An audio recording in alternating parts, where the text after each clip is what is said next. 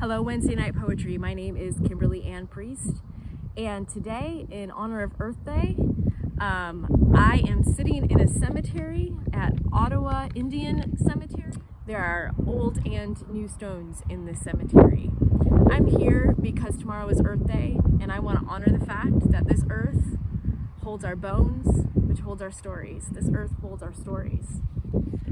I'm going to read a poem to you today about the ways that stories are and are not held, and how some of us have lived a variety of circumstances in life, all of us really have, that have sometimes those experiences have been honored and sometimes they have not. I am so grateful for this earth because I have many times gone out into nature and I have asked this mother, this earth, to hold my stories when other people could not. Stories that have to do with assault, violence against my mind and my body.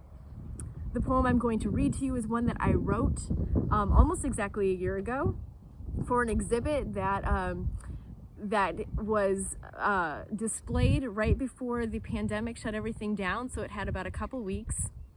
It was an exhibit dedicated to the survivors of the Nassar scandal at Michigan State University. They asked me to write a poem that ended up going on the wall. And at first, when they asked me, I was like, oh my goodness, how do I bring all of this into one poem? I have been writing my own stories of assault for a good 8 years, and it has taken me books to get through it. But I decided to honor the fact that there is still something to celebrate amidst this journey. That in looking back, as painful as all these things have been for me, I have tried to turn that narrative towards celebration and say, okay, there's something here that's good. There's something here that's beautiful.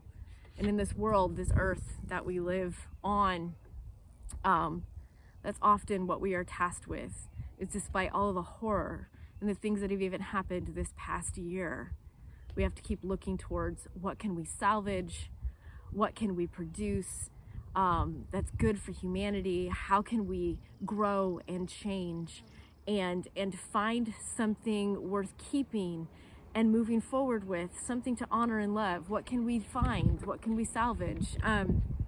That's what this is about. So I'm going to read that to you. We're all going to need to do this a great deal, I think, in the years to come. The poem is called Celebrate. It's also the first word of the poem. Celebrate. Wind on sand.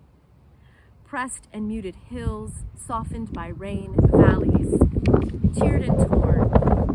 River muck and rock worn smooth from so much trying to withstand each season. The arms of these tributaries reaching from arteries to new neural pathways, unyielding. Celebrate frozen fields greening after winter, their push, and pardon me please. And I'm sorry, written into furrows of earth not yet blooming, tired murmur of light from street lamps, never gone out, to keep the night bright as day for the restless. Celebrate. Bodies of water churning, then flowing, then churning again. Habits of hoping, sound of surrender, the need for a hand to stable a surface, to hold, to clasp, to say, celebrate the wildness of smiles past and future tense. This certain morning that opens a window and breathes a first breath. Infinite steps from one platitude to the proverb after that, the genuine thumping of sidewalks, processions gathered in rooms wept clean of their color, and hued once again with bright coats thrown over tables and chairs to bear witness to pain. Celebrate the leavings of each tree cut down for this fire, and the way the embers dance. Celebrate cycle, and steady I've got you, and sorry, I can't. Celebrate the highways that take us to places we must go without them, and places we must see to believe there's a chance. Celebrate the old me and new me. Memories locked up, revised and replayed.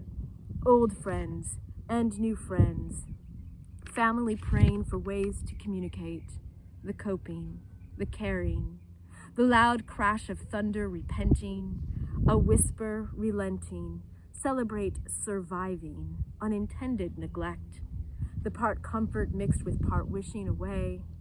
Celebrate the one thing still beating, affording itself celebration, no matter how fleeting or faint. Thank you. I hope you can find reasons to celebrate.